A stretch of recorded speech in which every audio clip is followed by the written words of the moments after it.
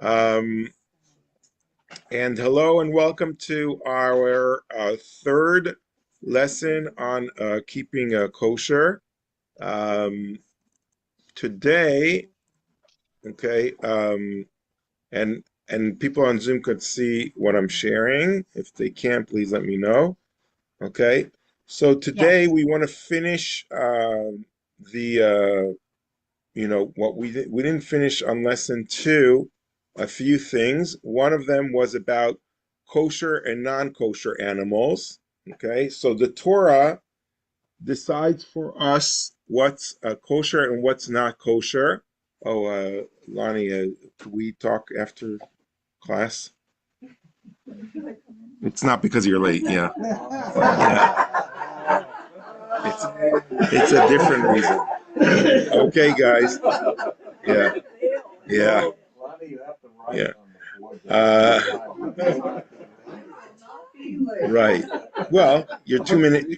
Yeah, you're 2 minutes late. Not that we're looking at the clock, but yeah, yeah. Next time, bring a note. Uh, okay. So, guys, don't forget we're being recorded. Uh, and So the Torah basically gives us all these rules, and it doesn't have a reason, as we said last week, and it doesn't have an explanation.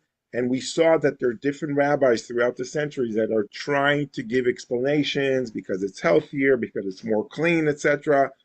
But um, there's a certain ideology behind these arguments, but the Torah doesn't say these arguments. So we don't know. The only thing that the Torah clearly says is you will be holy, and that's why you can't eat these things. If you want to be like holy and go in God's ways, do not eat these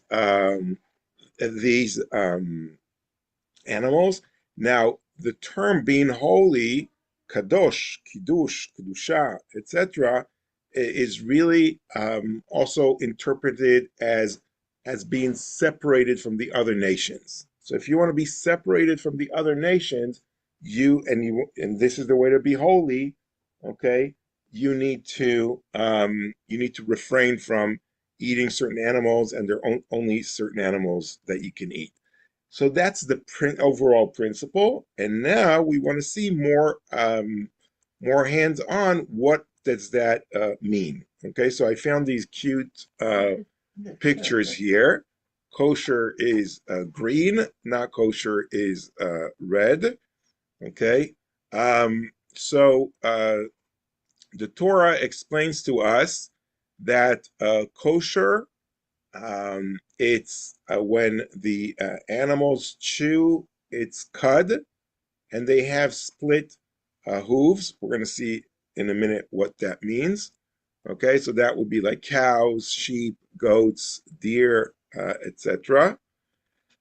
Domestic species, I'm sorry, not kosher animals would be the ones that don't chew their cud and or don't have split hooves. Okay, so these would be animals that are not kosher, like the pig, the rabbit, or the kangaroo. The kangaroo is not in the Torah. Okay, I don't know. They added. Yeah, they didn't know about it. But they added this picture. That's nice. So they have like a more modern, interpretation. Um, by the way, that is interesting because when the first rabbis got to America and discovered the buffalo, okay, they didn't know, so rabbi said, no, no, no, it's not kosher. But then they started examining it and see they actually do have the right category. And then some rabbis said, oh, yeah, it's okay, it's kosher to eat buffalo. And some rabbis said, you know what, it's new, it didn't exist in the Bible, like, let's just keep it out of the list, so we're on the safe side. So there are a lot of debates. I think it was like in the 18th century about the American buffalo. Interesting. Okay, then we go into what's called the birds and the fowl. Is it the right way to pronounce it? Fowl? Yeah. Okay. So the domesticated species, the chicken, the duck, the turkey, they're kosher. the scavenger and the predatory birds like the vulture, the eagle, the owl, they are not kosher. This is the principle that is not mentioned by the Torah. It's not, the Torah does not mention that this is the distinction, but when you analyze the kosher birds and the non-kosher birds, you kind of come to that conclusion. Okay, and now we're talking about fish. What makes a kosher fish? Okay, it has fins and scales. The trout, tuna, salmon. What does not have fish, fins, and scales?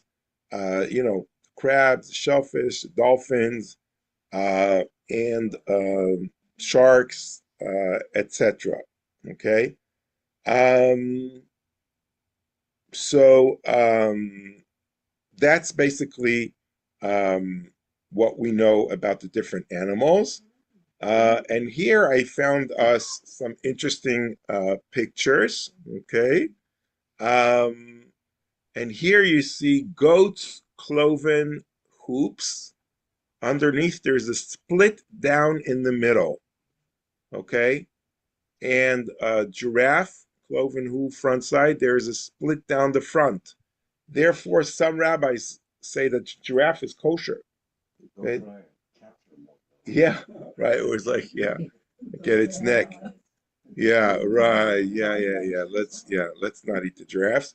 But if you're very hungry and all you've got is a giraffe at home, so it's like you can eat it according to some authorities. Okay, so I'll just read here because it was just a very interesting slide that I found online. You may eat every animal with cloven hooves, having the hoof split into two parts, and choose the cud among the animals. This is from Deuteronomy chapter 14, verse 6. So the first characteristic that clean animals must have if they are meant for food is a cloven hoof. Okay, correct me if I'm wrong, but I think this is like the hoof, the part that the animal steps on, or put in another way, a hoof split into two parts. So this part is a split. The horse has a hoof, okay, obviously we know that, but it's not split. Okay, wait, I need to enlarge this for you guys so you can see a little better.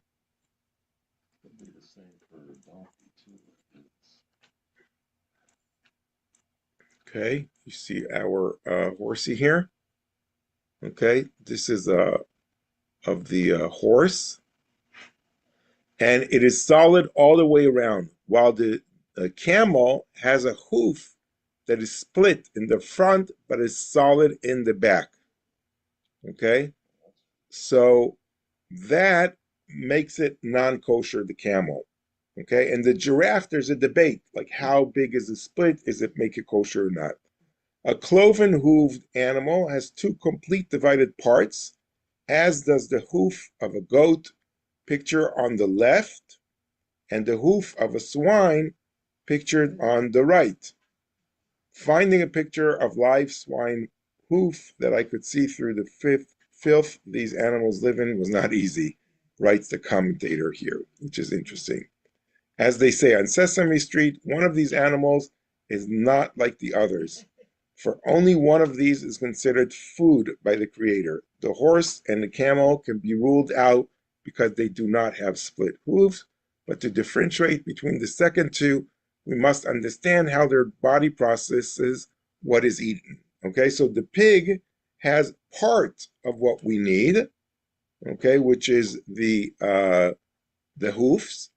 Okay, however, wait, now I have to make this smaller again, sorry.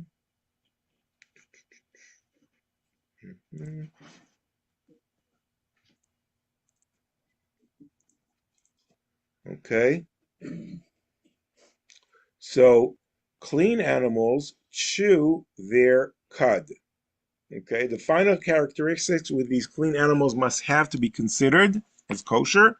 They must chew their cud. Animals that chew their cud are called ruminant animals. They chew the cud regurgitated from the rumen. okay, over here, or their stomach, sometimes called their first stomach, because they have like four stomachs, okay? Ruminant animals are designed by the creator to eat live food. They do not eat meat, and especially anything that has died. In contrast, swine will eat practically anything, alive or dead. A pig will eat its own young, its own feces, and a pig will eat you. I don't know if that's true. Oh, yeah. Hmm? Yeah? Oh, okay. Wild boars will kill you. Yeah. Okay. A rabbit and a hare have a completely vegetarian diet and both chew their cud, but they do not have hooves, divided or otherwise. They have paws, and everything that has paws is considered unfit by a creator for human consumption. Okay, so this second slide is also a very good explanation. So I think we now understand better what this criteria, and I have to remember it in English as well because I only know how to say it in Hebrew. So it was like a very good lesson for me also to prepare this. Okay, fish. A kosher fish needs fin, not this kind of fins. Okay, just you know, don't get mixed up. Okay, a little humor. Okay, it's important here. So here are this is like these are like fins. Okay, and they have different fins, and then they are rabbis argue how much fins, and there's some fish, for example, when we read it, okay, so in the conservative movement, they say this is like a fish. I think it's a swordfish that has the potential. They have fins at the beginning of its life, and then I think it loses it, or something like that. So in the Orthodox movement, you can't have swordfish, and the conservative movement, you are allowed to have swordfish. So it's like very interesting distinctions in that sense. Yeah, I hear it's very good. I actually did have swordfish as well. I go with the conservative movement, okay? And it also needs scales, okay? Not scales like this, okay? But scales like this, okay? Um, so that is regarding the kosher fish, okay? Insects, I think we said before, most insects are not kosher, but there's some, grasshoppers that are kosher. We just sort of like, and the Torah says grasshoppers are kosher. We just sort of like, uh, there's no explanation to why certain insects are kosher and why not. The Torah just lists the ones that are kosher and the ones that are not kosher. Flies and stuff like that are not kosher, and cockroaches, but grasshoppers are kosher. And people knew back then which are the ones that are kosher or not, and that was like a tradition that was passed, orally from father to son. Okay, as they would like feed them, the right insects that they could eat. So chocolate covered grasshoppers are okay to eat. Yes. However, not all grasshoppers. So the traditions of which are the kosher ones or not got lost. In Yemen, until today, they know which are the kosher ones. And as I testified last time, my father even ate some grasshoppers in the army. Some Yemenite soldiers, found grasshoppers. They said, "Oh, these are the kosher kinds." They fried them and served them to everyone who declined, except for my dad, who said, "Oh, I want to taste it if it's kosher." Yes. Might be a little far-fetched question, but it just popped in my mind. And I'm not a fisherman, but I think sometimes when people fish, they put bugs on their Uh-huh. lure. So if, let's say, a fish that would otherwise be kosher was lured with a tray bug, what happens? Well, Does the fish really eat the bug? I don't know. I don't know what the Popped fish in my does mind. with it, but if it's visible and you could take out the bug, so you just take out the bug. Assuming the fish digested it and it's in their system, that's not an issue. That's not a problem. Oh, Okay. if it ate it, it's not a problem? Yeah, it's not a problem because they ate it.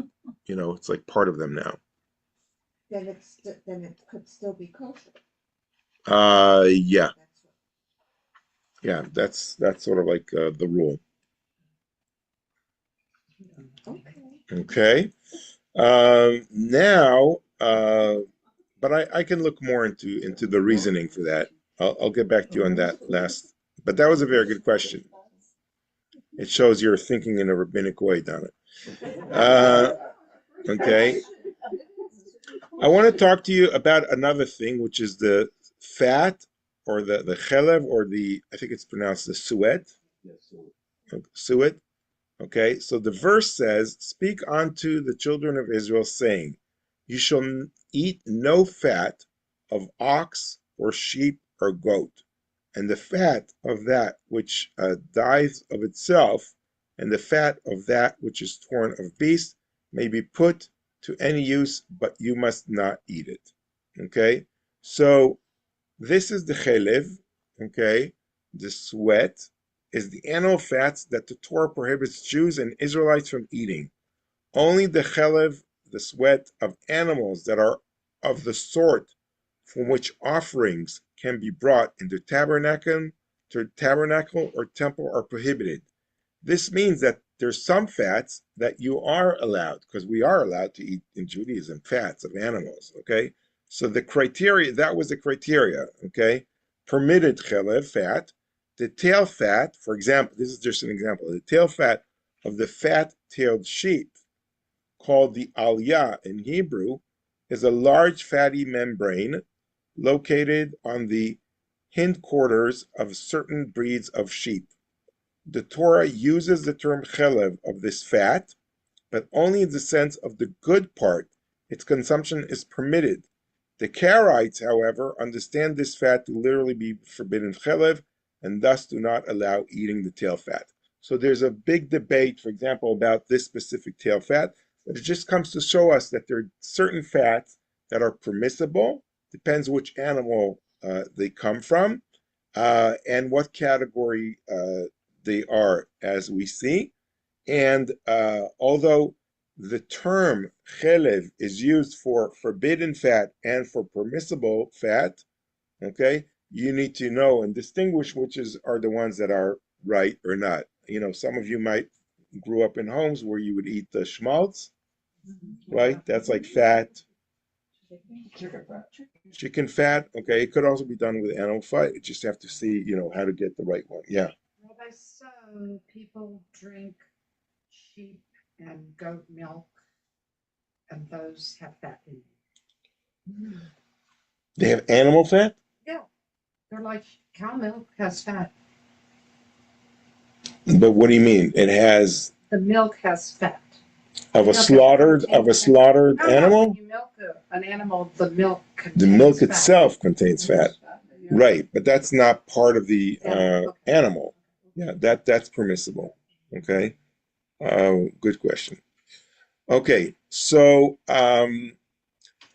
I want to now introduce a very important concept. It's not exactly our topic, but it's crucial to understand the concept of the Oraita and the Rabbanan, biblical law versus rabbinical law, to the rest of our sessions. And I'm going to repeat it a few times, but it's important that you learn it now. Okay, and in Talmudic terms, the Oraita is a law that is part of the written Torah, while the Rabbanan is a law that is ordained by rabbinical sages. The Oraita means of the Torah in Aramaic and refers to laws that are based on the written Torah. The Oraita laws are immutable and unchangeable. Okay, so let's stop here for a second. All these laws that we've read in the Torah, they are mandatory. They cannot change. The Torah doesn't change. But the rabbis are the ones that gave them the category, which is called the Oraita.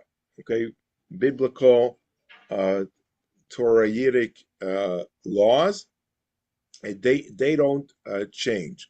And the rabbis also decide there are even some of them that are not literally written in the Torah, but they say that these were passed on from Moses throughout the generations, and therefore they are biblical laws as well. Okay, so they're the 613 commandments that are in the Bible, in the Torah, and add to that additional ones that the rabbi decided these are also laws of the Torah. Okay, so this is like very important to understand.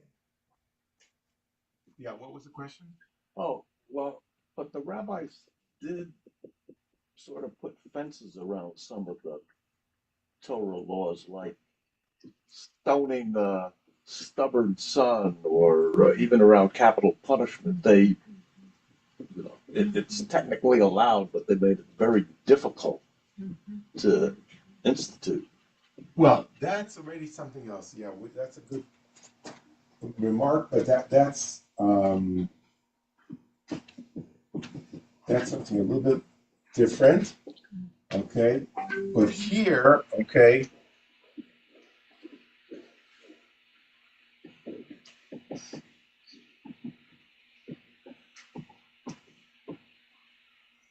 Okay, so these are like, this is like the distinction that I want you to sort of like remember.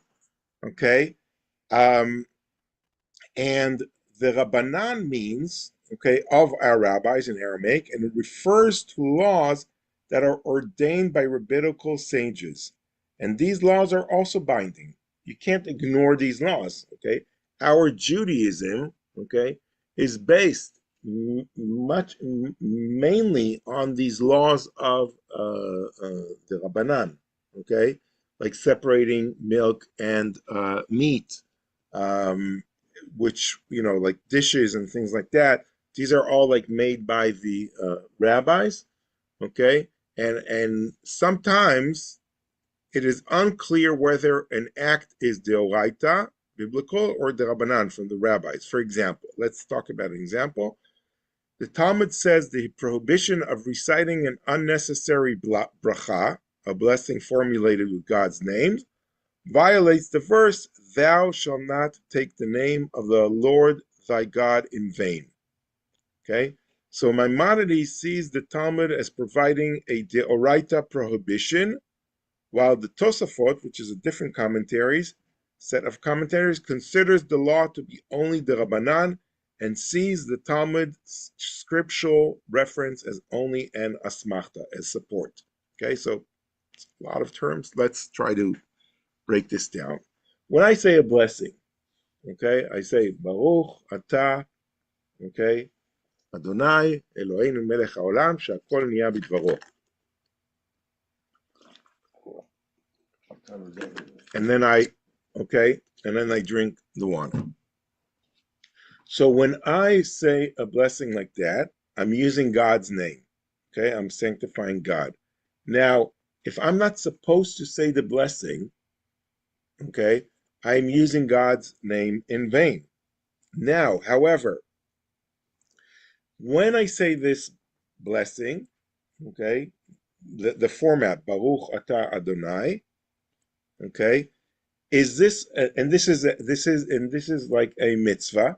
It's a mitzvah, right? When we learned about the prayers and the blessings, we learned that you need to say a blessing before you eat anything or drink anything in Judaism.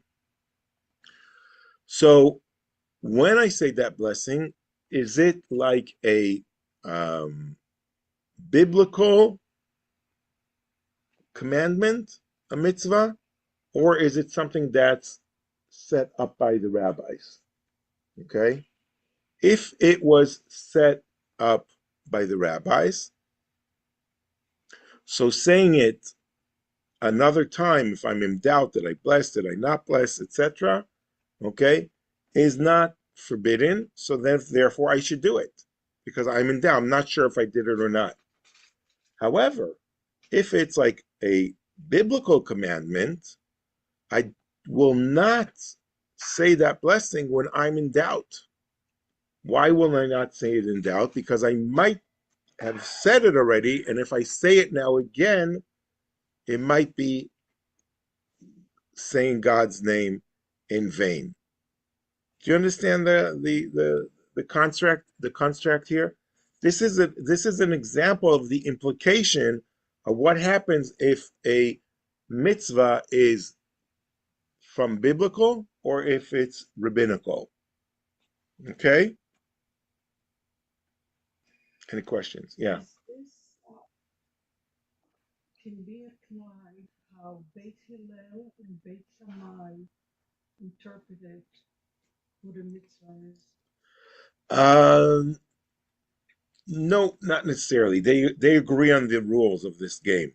Okay, and I say a game because it's really the rabbis that constructed this. I want to give a few more examples. Sometimes it is unclear whether an act is deoraita or derabanan. For example, oh no, I'm sorry, I just did this. Oh, I'm sorry. This is like what I wanted to do. Okay. So therefore, I'm just reading the explanation of what I explained to you before. Therefore, if you are uncertain whether you have made a blessing before eating, you did not say a bracha, a blessing, just to be on the safe side, for that risks making an unnecessary blessing, which will involve invoking God's name in vain. And that's a deoraita, a biblical prohibition. If, however, you view it as the Rabbanan, then you would recite the blessing when in doubt. Okay? Now, the fascinating part here is that the same act of saying the blessing or not saying the blessing, okay, is in dispute by the rabbis themselves. Some, like the Rambam Maimonides, which is the Rambam, okay, says it's a biblical commandment, therefore you cannot recite the blessing when you're in doubt. And others, like the Tosafot, which are commentators from the 12th, 13th, and 14th century in France and Germany and England, and they say, no, these are considered the Rabbanan from the rabbis, okay? And therefore you are allowed to recite the blessing if you're in doubt if you did it or not. So the rabbis themselves have a debate about this. And today rabbis can decide if they go this way or that way. Okay, you understand? So the rabbis have more of a flexibility to decide on these issues, unless all the rabbis of the past agree that something's biblical. Okay? An example that all rabbis agree is biblical could be, for example, you could even give me, like, what do all rabbis agree on and no one has a debate on? Ten Commandments, okay? But just a prohibition of eating that we just talked about, okay? Can't eat a ham sandwich, okay? Why? Because it has ham in it. Not the problem is not the sandwich or the cheese, it's the ham inside. Okay? So that part all rabbis agree on because it's a biblical commandment that the Torah says do not eat the ham. Okay, the swine. So there's no debate about that. Does the Reform movement agree with that? The Reform movement is different because it's not binded by halacha. It's not binded by law. So there's no point in asking them. They said, like, we're not playing this game at all. We're in a different category. We don't care what the law is because our ideologies, we don't abide by laws. Okay, we do more things in an autonomical way. Everyone decides on their own from the scripture what they feel is right for them and not. Okay, like I just spoke to someone who said they belong to a Reformed temple, and at a certain point they kept kosher, and then a new rabbi came in and they decided not to keep kosher anymore. So they would have like Friday night dinners, and if you kept kosher, so you would have to like get fish. Everyone else ate meat, which was not kosher in the synagogue, and if you would have to, so it's like really a very autonomous. Everyone would have to decide on their own in that regard. So they're not part of this discussion. And I'm not saying this is criticizing them. I'm saying this is their ideology. It's not part of their ideology. Yeah. So you just said eating meat is not kosher in the synagogue. Talking about non kosher. non-kosher meat, non-kosher. yeah, Okay, is not then I is misheard not you. permissible to eat anywhere, not just in the synagogue. Yeah, but I just gave an example of a Reform synagogue that decided, not to keep kosher. I had a friend who, he's passed away, but he became a rabbi, and so in his synagogue, a local synagogue, everything was non-kosher, didn't matter, shouldn't anything went. And his wife's response was, well, he didn't know he was going to be a rabbi, so he always ate everything. Oh, okay. Funny. That's a very interesting approach. That is a very interesting approach. Okay. Okay, two more examples. Examples of application of these two terms abound. Examples include Birkat Hamazon contains 4 blessings, right? When we do Birkat Hamazon, after eating a meal, okay, we say the grace over the meal, and it has 4 blessings, okay? Now, the first 3 are considered deoraita, biblical. The 4th blessing was added much later in Jewish history and is considered derabanan. So here we have a very interesting structure of a prayer, which is the grace over after we eat a meal, not every meal, a meal where you wash your hands. And the first 3 blessings are considered by the rabbis biblical, and the last blessing is not considered biblical, considered as ordained by the rabbis. And that's very interesting. So that means that you don't relate. I mean, we say the whole thing, but they don't have the same value in that regard. Okay? Here's another example. Regarding the verse, thou shalt not boil a kid in its mother milk. From this, many laws of kashrut, which we're studying now, are derived by the rabbis. One might think this would make it the Rabbanan, because it was derived by the rabbis, but the laws are actually the Oraita, because they are derived by interpreting the Torah. Okay? So, although, and we said this last week, although the prohibition from boiling a kid in its mother's milk, okay, is the only prohibition that's written in the Bible, and it's written 3 times. Okay, the rabbis derive from that that you can't eat any meat and milk together. Okay, and that they derive that as a biblical commandment, not as a rabbinic commandment. So the rabbis are the ones that decide which is a rabbinic decree, okay, and which is a biblical decree, okay? The rabbis decide which is which, okay? And the same is here, okay? So this is also very important concept to understand. And even more so, we've just seen that the rabbis can disagree, okay? Can you use a darker marker, please? Or close the blade, the window shade, yeah. Okay, so the rabbis can disagree, as we just saw in that blessing, that blessing in a doubt. Okay. No question. Yeah. In regards to milk, there are multiple kinds of drinks that are called milk.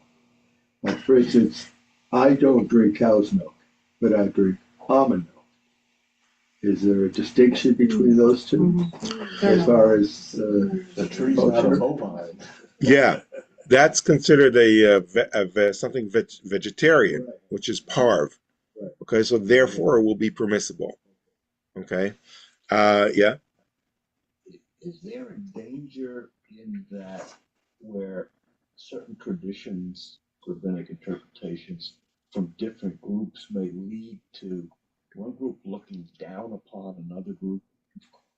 Yeah. The example that was given before by Chaya, by Bet Shammai and Bet Hillel, which are uh, two parts of Judaism in the rabbinic era, and Bet Shammai was stricter, and Bet Hillel was much more lenient, and the rabbis decided that we will go with Bet Hillel. But the rabbis of Bet Shammai criticized and downlooked on the rabbis of Bet Hillel. Okay, but still the rabbis decided to go according to them. So that's been throughout history. Okay, so however, the extension of this prohibition to eating chicken with milk is derabanan, as it is the product of a specific rabbinic enactment. Okay, so in this, so we have meat. Meat is prohibited from the Torah. Okay, chicken is prohibited by the rabbis. We don't eat milk and chicken, right? That's not permissible. But okay, eating. Let's try this. Okay, meat.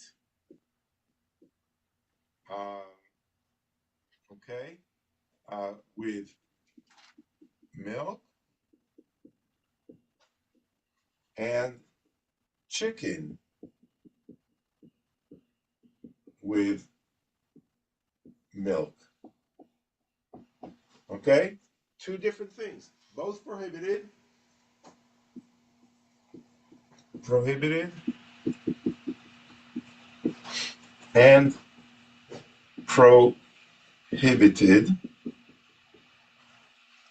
uh, except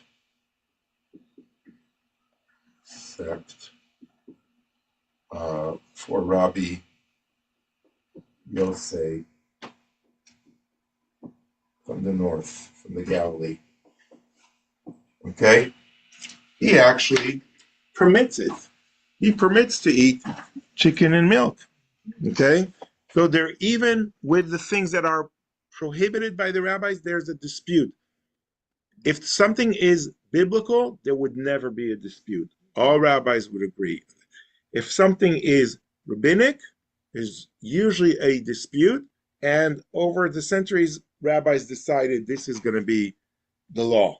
But there's always a debate about that. This is what the Talmud is made of. The Talmud is made of thousands of pages of these debates. This is what sort of like kept the Jewish people busy over the last 2,000 years of diaspora. And what kept Judaism alive is that debate. Um, Think about what Steve was talking about, his milk. Can you as a kosher rabbi sit down and have a chicken sandwich with a glass of that milk? well, It's sort of nauseating. that is a fascinating question. Some rabbis say, well, let's just look at the dry law, and this is parv, so it could be eaten with anything. Okay. Some rabbis say, no, there is this concept that's called maris ayin, okay, which means it doesn't look good. Yeah. Okay, so I see Steve now eating a meat sandwich, and a glass of milk next to him. I don't know, Steve. I'm like, oh, he's drinking milk. Oh, I could do that as well. And then if I'm like a new to Judaism, so maybe I'll do it as well. Or I'll suspect that Steve, doesn't, observe the law of kashrut. Okay, so therefore I will have to, it's better to refrain from doing things like that. It doesn't look good. No, it's nauseating. Yeah. Follow up with her. I mean, I always thought it was, in some ways, it's a little strange to me to see people who keep kosher, but say have non-dairy creamer Yeah. with eating milk, and you say, well, it doesn't look good, but it's technically It's okay. kosher. Yeah. Yeah. There's like fake crab that people eat. Okay. And there are different things like that people use, which is fine. It's kosher. It could be done. But some rabbis are more strict and they say, no, no, no. It could lead to, to something which is not good. So the applications of differences, and this is really the most important part that I wanted to talk to you about this part here. The applications of differences between rabbinic and biblical mitzvot can sometimes make practical differences. Safek, which is the first thing, is a doubt. In a case where it is uncertain whether a commandment applies, if the commandment is deoraita, biblical, one must follow the stricter of the two possibilities. If the commandment is derabanan, from the rabbis, one may take the lenient position. So if I'm in a doubt if something is kosher or not, okay, I'm not sure about this, but I know that this is a biblical commandment, I cannot do it because I have a doubt, and the doubt, it comes from a biblical aspect, I cannot do it. If, however, it's the Rabbanan, by the rabbis, and I know the rabbis have different opinions, etc., so I could be more lenient on that, okay, on eating that food. Okay, a little bit complicated, but I think you're starting to understand that. So that's if there's a doubt. Then there's another concept, which is called b'di'avid, extenuating circumstances. So in cases of extenuating circumstances regarding a rabbanan, deciders of Jewish law sometimes applied the law leniently.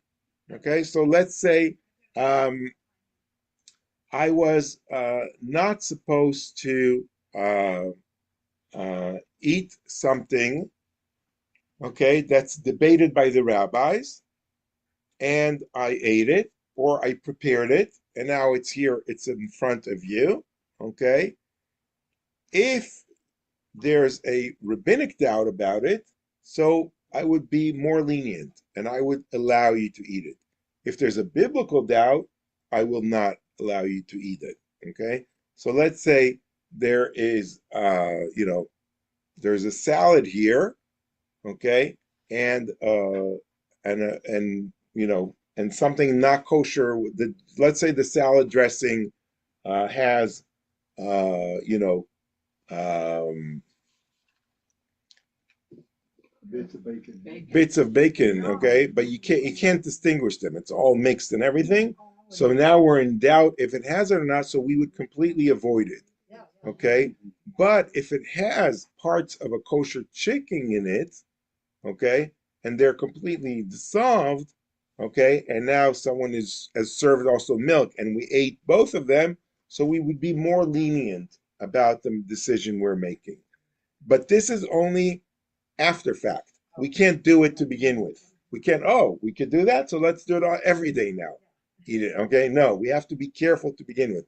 But let's say we prepared food for 400 people now, okay? So we don't want to throw it out, or we have a whole meal prepared, okay? So this will determine if this concept of the oraita, biblical, or the rabbanan, rabbinic, would determine our decision about it, okay? A little bit more clear now? Have the rabbis yet addressed the creation of artificial? No, but that's really being debated now by a lot of rabbis, and most of them are saying that it is parv, okay? The ones that are saying that are parv, some of them are more strict and says it's not, it's like it doesn't look good, okay? It's like the same concept, and some say it doesn't matter if it looks good or not. It's parv, and we want to encourage people eating it because it's less, less pressure on the environment. It's like better for the environment, etc., etc. Yeah. Okay. I want to now go to the article and talk about the other concepts that I wanted to talk about today.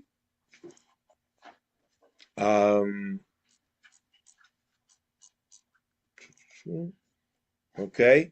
And because we finished all, the introductions, so now I want to go more in hands-on in preparing the kosher meat, etc. Actually, I could still share this. Oh, I just wanted to again share the attachment file.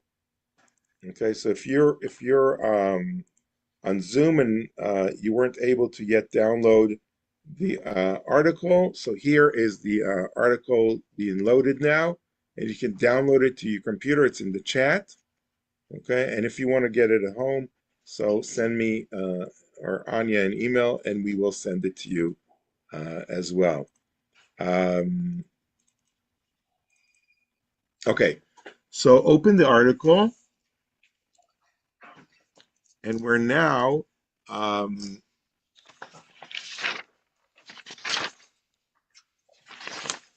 page 311 regarding preparing kosher meat. Okay, because the Torah also requires specific methods of slaughter, inspection, and preparation before acceptable animals may be eaten, determining the kashrut status of a specific species is only the first step in preparing meat for consumption. Okay, first of all, blood. And now we're talking about a biblical commandment, not a rabbinic commandment. Blood. Primary among the requirements is that blood not be consumed. Professor Edward L. Greenstein set forth the rationale of these laws in the following way. The ban on eating blood is the most basic eating rule in the Torah, a notion expressed in diverse ways.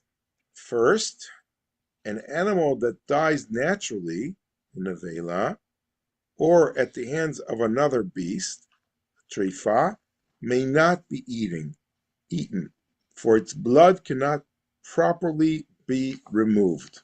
Okay, so for something to be kosher, okay, you can put your finger there so you don't lose where we are. But for something to be considered kosher, you need to remove all the blood, or at least all the blood that is visible and is possible to be removed in the slaughtering. So when you slaughter the animal in a certain way, that's the effective way of removing the blood. Now, if an animal dies in an unnatural way, I mean, in a natural way, okay, or is eaten by another animal, okay, you're not able to drain the blood. It's all over. There are different things that sort of like the blood is absorbed in other parts, and that is makes it unpermissible because there's certain kinds of blood, according to Jewish halacha law, that say that the blood that gives the livelihood has to come out first. Okay, and that's the blood of when you okay, I think that's the blood. I think even medically, that's the blood that flows in the veins, right? And there's other bloods in other parts of the body that are not the ones that are responsible for the livelihood. I don't know if that is the right way of explaining it, but that's sort of like what the biblical law is. Second, I continue here on page 311. The blood of sacrificed animals must be either collected for purification rites or drained beside the altar.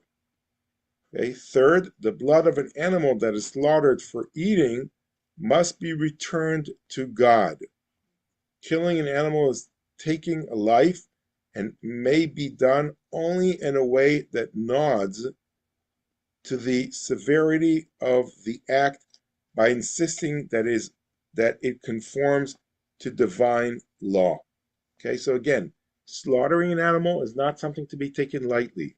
Okay, especially in today's meat industry that we don't really, we just all these slaughterhouses, etc. No, keeping back days, like slaughtering an animal was a big thing, was a big expense. Okay, you wouldn't slaughter every day, you wouldn't eat meat necessarily every day. You'd be much more appreciated, and you have to do it in a divine way, okay, to have respect for the animal and for humanity and for all creatures and in the universe as well. So Leviticus 17:6 has the blood dashed on the altar, or in the case of an animal killed in the hunt, poured onto the ground. Deuteronomy 12:16 would have the blood of all animals killed for food poured onto the ground. The process of kosher slaughter, as well as soaking and salting meats discussed below, are designed to remove as much of the animal's blood as possible. I don't want to go into the sort of like maybe contradiction between the commandment in Leviticus and Deuteronomy. That's more for a Bible class.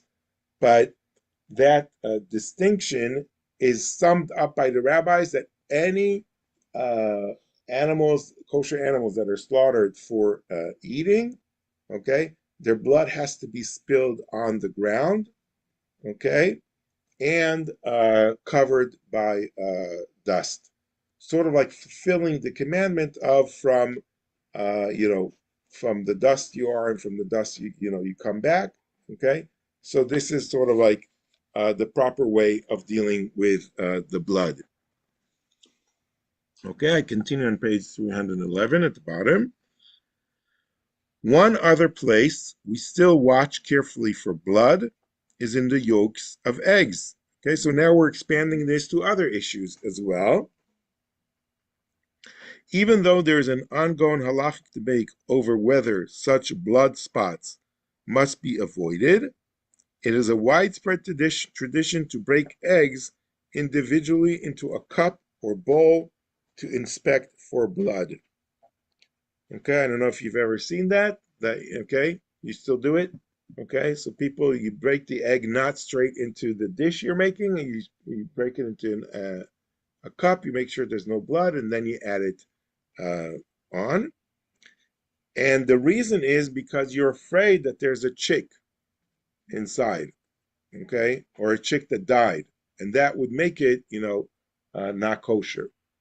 Okay, if there's a blood spot visible, the egg is to be discarded and the cup or bowl rinsed with water before reuse. However, the so-called rule of a majority that pertains in matters of doubt concerning non-liquids applies to eggs. Since the majority of eggs do not have blood spots, any specific egg is more likely than not to be acceptable in that regard. Therefore, even strictly observant Jews may and do eat hard-boiled eggs that have not been inspected in this careful way of an egg-by-egg basis. Okay? So, hard-boiled eggs cannot be inspected before, or else there won't be hard-boiled eggs, right? Unless you do, a CT scan on them. Most eggs are not fertilized, so why would they Anymore. have blood spots? But they do. When you bake and when you break an egg, you see it. I mean, not all the So time. why does it? I know, but what Larry is saying is something very important. Therefore, some rabbis say that today all eggs will be kosher, and all eggs do not need to be inspected. Inspecting eggs is really something more of the past, where eggs were fertilized and they were in nature, and they always had the ability to become a chick. Okay, so therefore today you do not have to inspect eggs.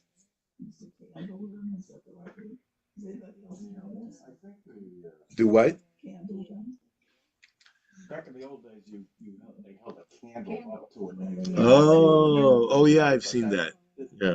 I think they may still do that in the factory when they roll by or something. But They might, yeah. I don't know. And also the principle of the majority, okay, is also a very important principle here. Okay, so according to simple law, if I have 3 pieces of meat in front of me, and they all look exactly the same, and I know for sure 2 of them are kosher and 1 of them is not kosher, okay, but I don't know which is which. They got mixed up, okay? Can I eat them or not? Not 1 out of 3. Hmm? If not 1 out of 3, it doesn't have to be 1 out of 6 or 60 or something. No, that's something else. That's a good point. We'll get to that when we talk about meat and milk. But can I eat these pieces of meat? Yeah. Two are kosher, one is not kosher. Majority. Hmm? Majority. Majority. Why? I wouldn't if I were you. Yeah, but the halacha is yes, you can eat them because the majority rules, okay, and then you can eat it. So, and now the rabbi's coming to a debate. Some rabbis say once you've decided on the majority principle, so yes, you can eat all three of them, meaning you ate something not kosher. Okay. Some rabbis say, no, you should only eat two out of the three. Okay. Or some rabbis say one out of the three. Okay. Because why? That doesn't make sense, right? Because you might be eating the one that's not kosher. Okay. But it at least it at least it does not eliminate the doubt. If you ate all three of them, there's no more doubt that you ate something not kosher. You ate something not kosher to begin with. The ones that I say eat, okay, two, or the more stricter say eat one of them, okay, they say at least you have a doubt. I could go home and say, you know what, maybe I ate the non-kosher one, maybe I didn't eat the not kosher one, okay? It's like, but you could at least eat those meats.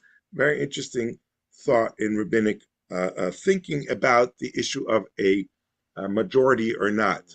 Okay, so even though it's a biblical commandment that you cannot eat something, okay, here there's another principle that comes and overrides it, which is the principle of majority, because that is also a biblical commandment that you follow the majority. Yeah. Or if you say a blessing over these three, two of which are kosher and one of which is not.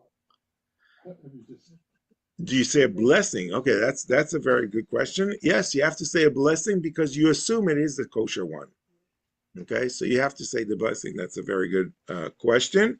Okay, but also the concept of the ones that you say you could eat all three is also very interesting because they say it has transformed itself. It is no longer a mixture of kosher and not kosher. I have to psychologically get over this and decide these are all kosher. Okay, because of that principle. And this is, look, it's to us it sounds like a game, like let's just throw it out. But think about older days when meat was so expensive, and this would be your protein, not just for that day, maybe for a few days. So you would really have to be foolish to give up on that. Yeah. Okay. So that concludes our lesson for today. And next week, we're going to continue with kosher slaughtering. And I want to thank everyone for participating.